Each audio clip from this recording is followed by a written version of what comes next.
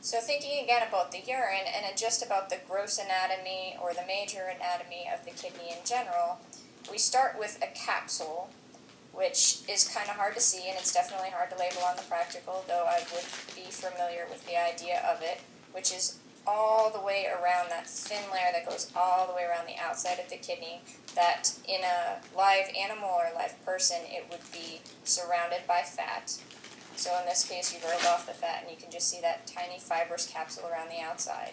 Directly beneath that, this sort of light pink area, the first maybe inch of thickness, is referred to as the renal cortex. And then the area inside of that, the darker shade of pink, is the renal medulla. And the renal medulla, if you look to the picture on your right, is divided up into renal pyramids. And that makes sense, right? Because you don't have to use too much imagination, I think, to notice that the renal medulla is shaped like a bunch of conical sort of shapes that look like pyramids. So after being located into a pyramid, you narrow out into a neck right at that base of the pyramid there. And that little neck is going to be the minor calyx, the plural of which is calyces. And so a couple of minor calyces come together to major calyx, and then a couple of major calyces are going to come together to form the renal pelvis. And you can imagine the renal pelvis as being this open area down here that's basically the inside of what we call the renal hilum, or that pill-shaped area in the inside of the kidney. And that is going to bring the urine down this tube, this beige-colored tube off the side of the kidney, and that tube that carries it from the kidney is called the ureter. And you have two of those, right? One coming off your right kidney, one coming off your left kidney, and those both are going to lead into the bladder. And then the bladder has just one tube that comes off of it, and it's called the urethra, right? And that's the one that's going to terminally exit out of the body.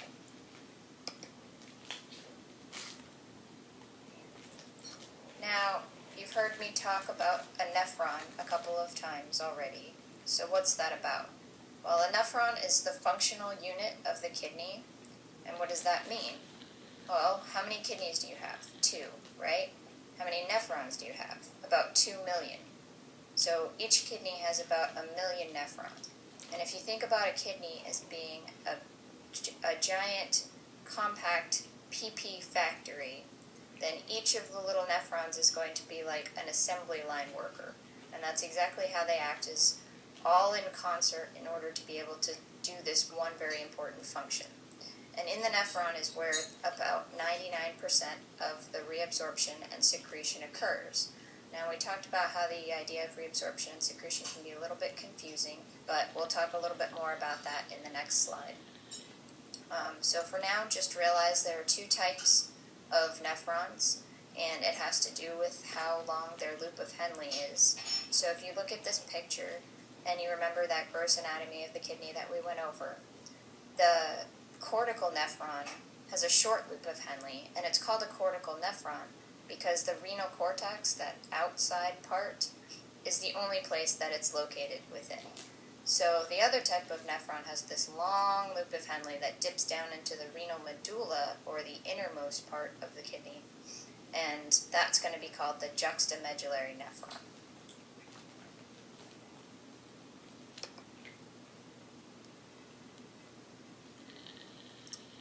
Now here you see a couple of pictures of some nephrons, and in the first picture you can point out the different parts to the nephron.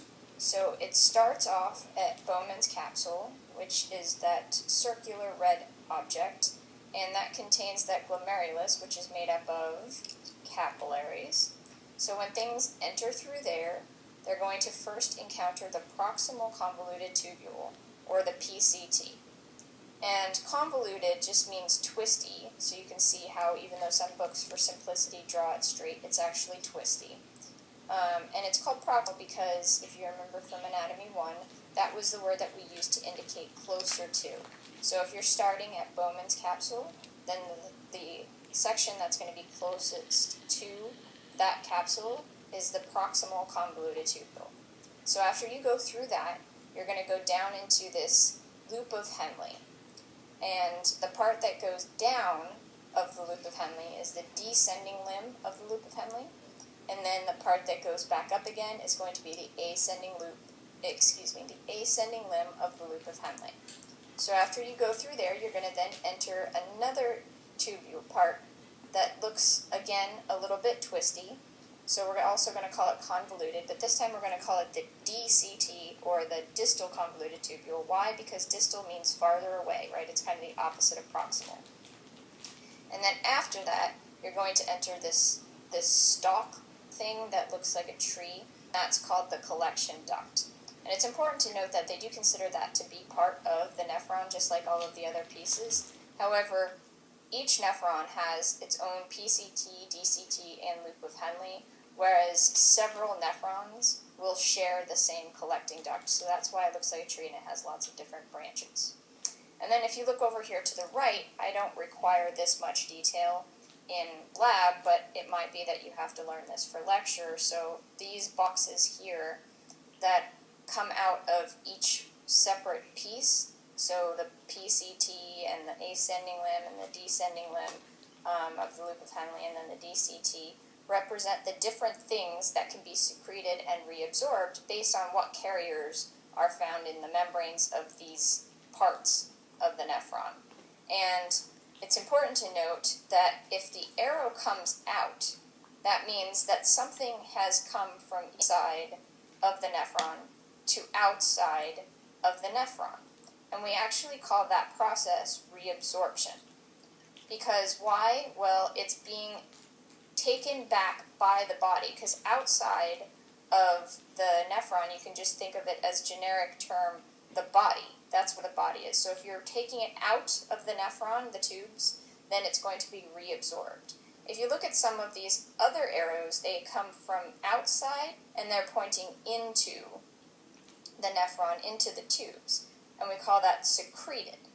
And why do we call that secreted? Well, because where is the stuff that's going through the nephron destined to go?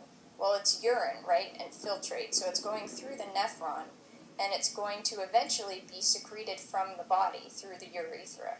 And so that is why the entering of substances into the nephron is referred to as secretion, whereas the exiting of substances out of the nephron is called reabsorption.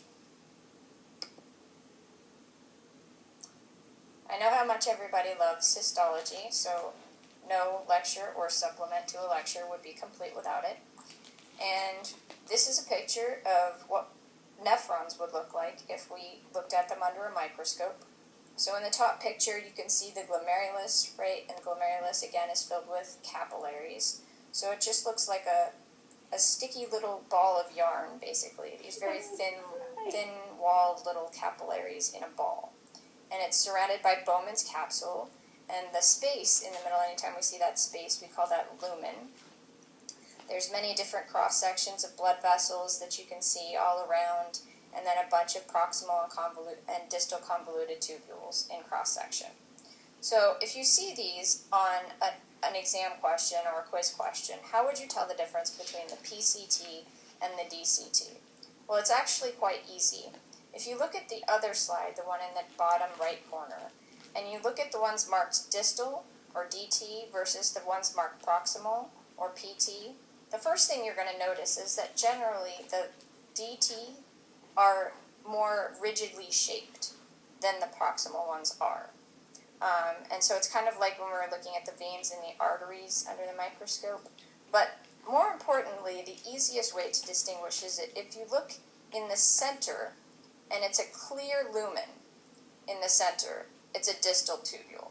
Whereas if you look in the center, and the lumen looks furry, like there's some kind of fuzz in the center, that's a proximal tubule. And that's because there's something called a brush border, which we'll talk a little bit more about when we talk about the intestines in the digestive system next. But it's made up of microvilli, which you might remember from the cells chapter in Anatomy 1, are little hair-like projections or little finger-like projections that come out of certain cell types. And the proximal tubules have those inside, and the distal tubules do not.